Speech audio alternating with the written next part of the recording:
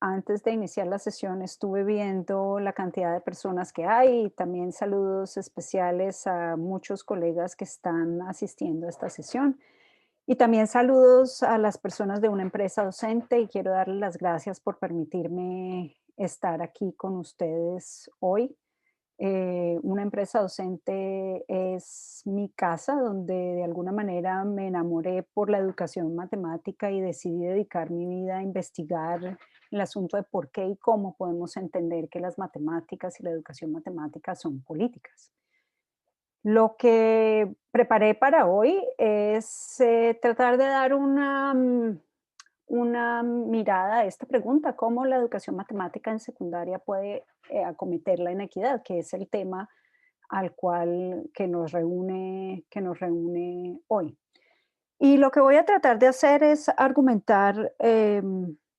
estos puntos. Primero, no existe ninguna relación natural entre la educación matemática y la inequidad, y voy a tratar de decir por qué creo que eso es así. Y noten ustedes que estoy hablando aquí de inequidad,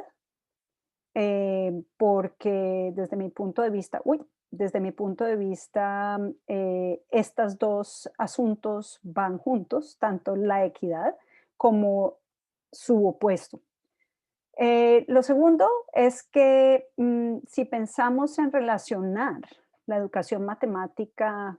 como práctica de un área particular del currículo y la inequidad como procesos de acceso, reconocimiento y participación de distintos tipos de ciudadanos a los bienes materiales, culturales y sociales de una sociedad, necesitamos entender muy bien en qué condiciones es que estos dos tipos de ámbitos de práctica se entrelazan. Y para hacer esto es indispensable examinar críticamente las prácticas de enseñanza y también la investigación para tomar una posición frente a esta relación. Con respecto, no sé cuántas personas hayan estado en el foro anterior, en la sesión para primaria. Creo que las tres presentaciones fueron interesantes porque nos adentraron en las prácticas concretas de enseñanza, de aprendizaje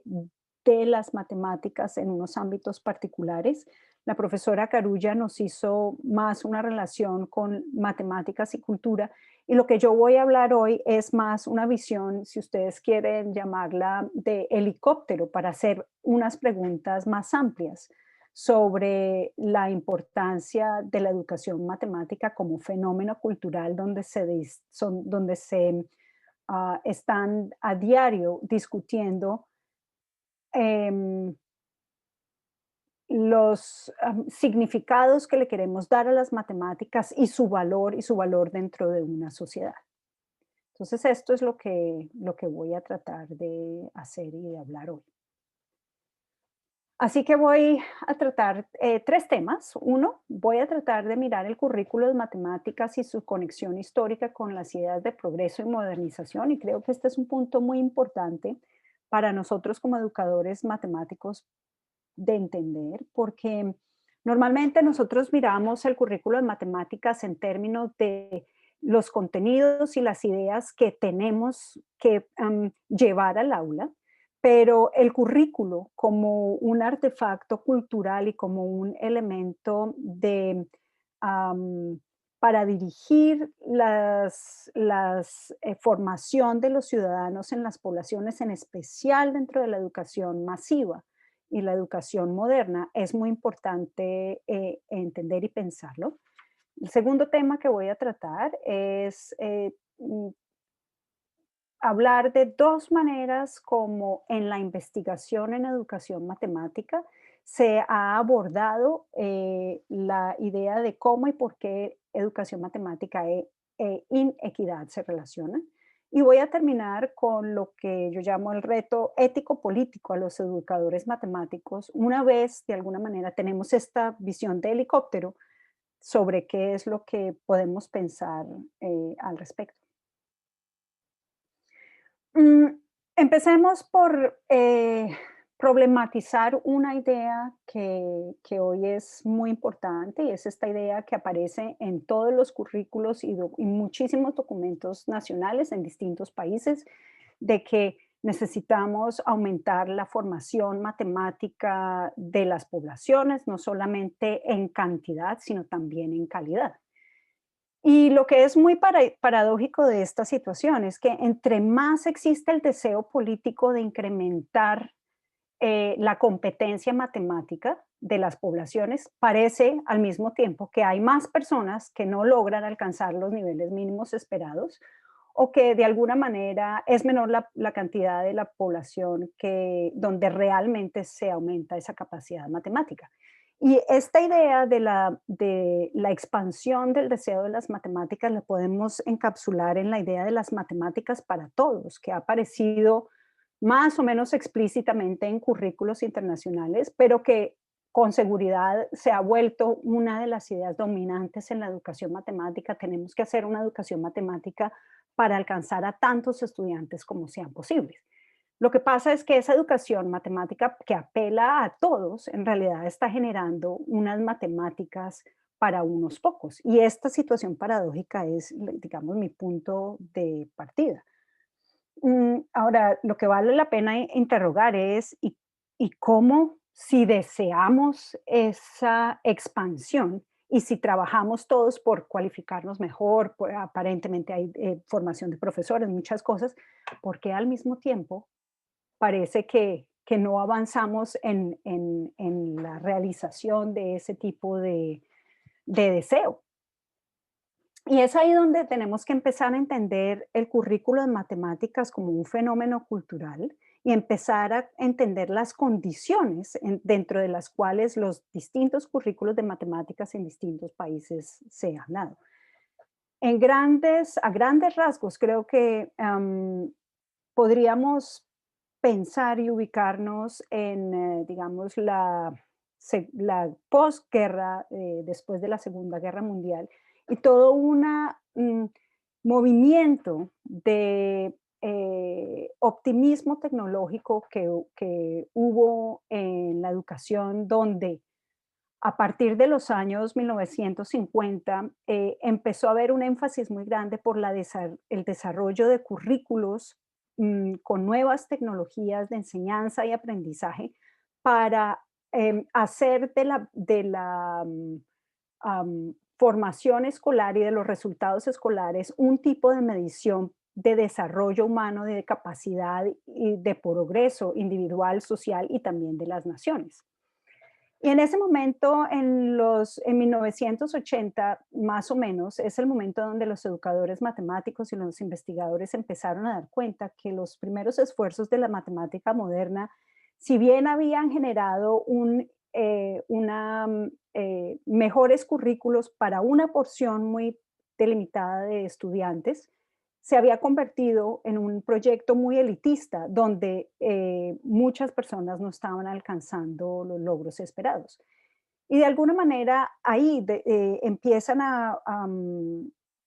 operar ideas de la educación matemática para todos y cómo tratar de expandirlas, además de la educación matemática como un componente importante para las nociones de ciudadanía, lo cual no había sido el caso, incluso si miramos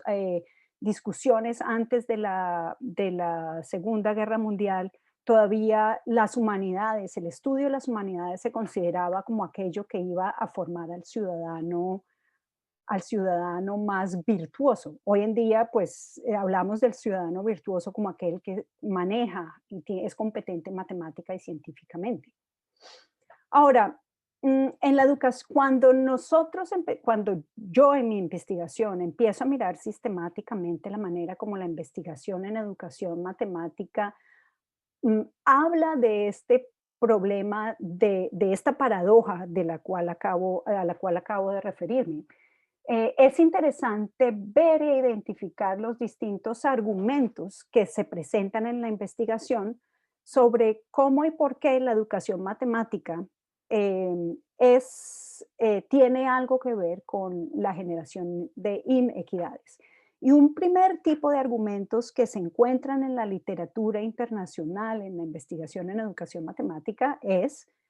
El supuesto de que la educación matemática empodera a toda aquella persona que se apropia de los conocimientos matemáticos, y este concepto de empoderamiento se relaciona con tres cosas. Uno, con la idea del empoderamiento intrínseco, que es aquella idea de que si enseñamos bien matemáticas y las personas y los niños logran de hecho apropiarse de las buenas matemáticas, las características mismas del conocimiento matemático cambian y empoderan a la persona para ser mejor en la sociedad. Otro tipo de argumento es el argumento que dice que el empoderamiento no está necesariamente en las características intrínsecas del conocimiento matemático, cuando uno se apodera de ellos, sino en la capacidad de las personas para usar y aplicar las matemáticas como parte de sistemas tecnológicos y científicos para resolver problemas en la sociedad. Este tipo de argumento está ilustrado muy bien, por ejemplo, en toda la investigación que hay sobre modelaje matemático. Y otro tipo de argumento es el argumento del empoderamiento crítico, que es aquella idea de que el empoderamiento no está ni en los usos ni aplicaciones, ni tampoco en algo intrínseco a las matemáticas, sino en la capacidad de entender el funcionamiento de las matemáticas en la sociedad y poder leer lo que distintos sistemas expertos basados en las matemáticas hacen tanto para generar posiciones, avances tecnológicos fantásticos, pero también catástrofes sociales y naturales. Y esta sería la posición de la educación matemática crítica. Ahora, hay otra cantidad de investigaciones que tratan el asunto de la inequidad con relación a las características sociales de los grupos de niños y de niñas que están en la escuela, pero también cómo la educación matemática, en la educación matemática, en los procesos a diario de la enseñanza del aprendizaje, se reproducen muchas de las características de las relaciones sociales y de las clasificaciones de personas que operan fuera de la sociedad. Hay dos puntos que me interesa resaltar ahora. El primer punto es la idea de que mm, la reproducción de estoy hablando del segundo punto, la reproducción de las desigualdades sociales que están en la cultura y que son propias de la distinción como en distintas sociedades se marca una cultura dominante y otras culturas secundarias se reproducen en el aula de matemáticas, y estas están muy bien documentadas en investigaciones, por ejemplo, de género, investigaciones que hablan del el impacto de la posición socioeconómica de los niños en su prestación escolar, las pertenencias a grupos étnicos raciales o pertenencias a grupos lingüísticos. Aquí puedo mencionar la investigación de Luz Baloyes en Colombia sobre cómo en la educación matemática se reproducen estructuras raciales colombianas. Me interesa en especial mencionar el primer punto que tengo aquí, que es el supuesto de la desigualdad epistémica. Y esto es muy interesante porque es esta idea de que aquella persona que no pertenece a un grupo social privilegiado, de alguna manera no puede apropiarse del conocimiento matemático porque sencillamente tiene una visión de mundo que, que no, que no, que no, que no puede cambiar y condiciones que no puede cambiar para hacer un aprendizaje diferente. Y creo que esto es muy importante para todos nosotros pensar, porque la pregunta que surge es cómo nosotros como maestros que nos hemos apropiado del conocimiento matemático, empezamos a ver a los niños como niños que no son capaces de aprender matemáticas. Para finalizar, podría parecer como si mi intervención fuera algo teórico que no está muy aplicado a la práctica, pero yo creo que el punto de tratar de entender estas diferencias que hay en la investigación y cómo pueden iluminar nuestra labor, nos hace la pregunta importantísima de entender nuestro papel como agentes históricos y como agentes políticos, que tienen la labor de enseñar un conocimiento que es muy valorado dentro de la cultura occidental moderna y que por distintas razones está generando una serie de diferenciaciones y continúa generando una serie de diferenciaciones en los niños. Creo que ese mapeo de las distintas posiciones sobre la educación matemática y la inequidad nos hace una pregunta ética a cada uno sobre cómo nos posicionamos frente a esa pregunta. Y por eso era que al principio yo decía que no hay ninguna relación natural entre educación matemática e inequidad, sino este es un asunto de cómo en distintos momentos históricos y en condiciones particulares vemos esa relación y cómo la valoramos y cómo esa valoración la llevamos a nuestra práctica. Y eso es lo que quería compartir con ustedes hoy.